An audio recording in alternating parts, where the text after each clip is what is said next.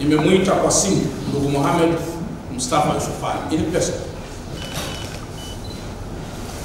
na amekuwa akiniambia yuko South Africa kwa ajili ya matibabu.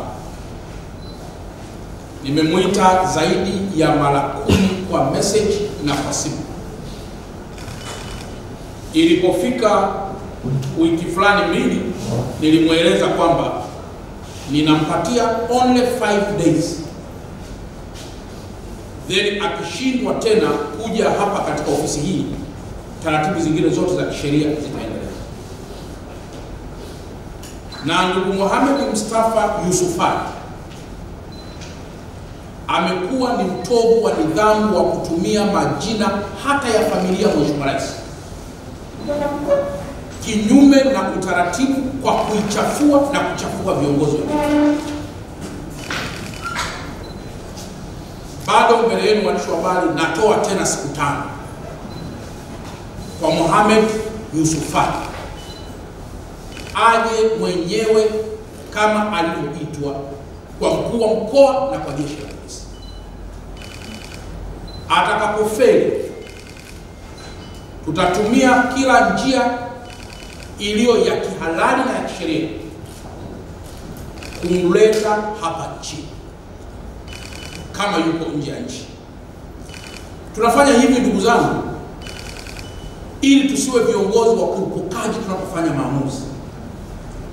Pande zote zisikilizwe, pande zote zionekane, ili mambo yote yaweze kuisha kwa mazungumzo na katika njia ambazo ni halali. Siku ile Babaunso amekwenda, alikuwepo nchini. The moment ameona mambo yanakuwa magumu, hayupo tena nchini. Kwa nitoe onyo kwa wale wote ambao wanahusika na masuala ya kuchukulia sheria mkononi,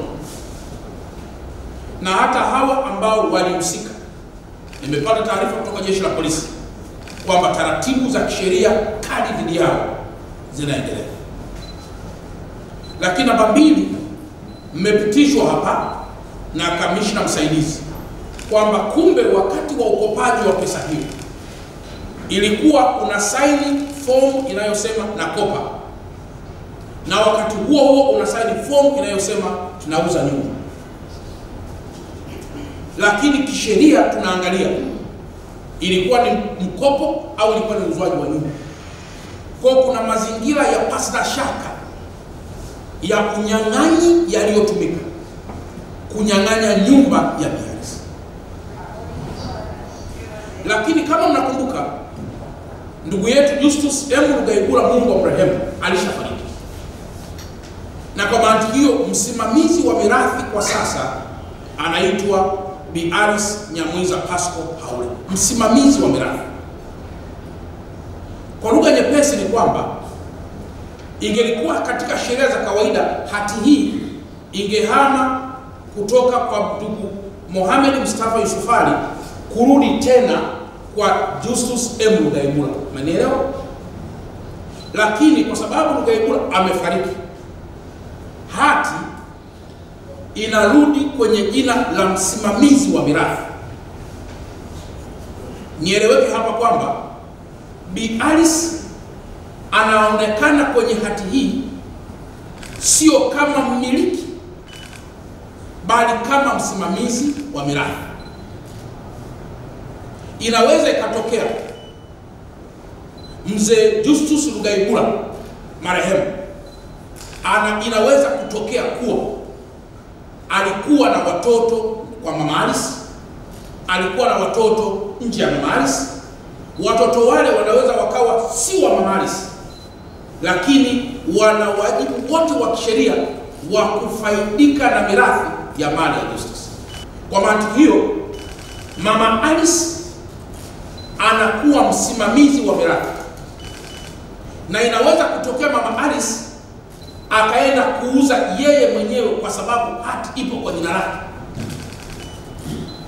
Akifanya hivyo bila kushirikisha familia yote ama watoto wa ndugu Justus, Biaris atakuwa amecreate mgogoro mzito kuliko uliosolviwa muda huu.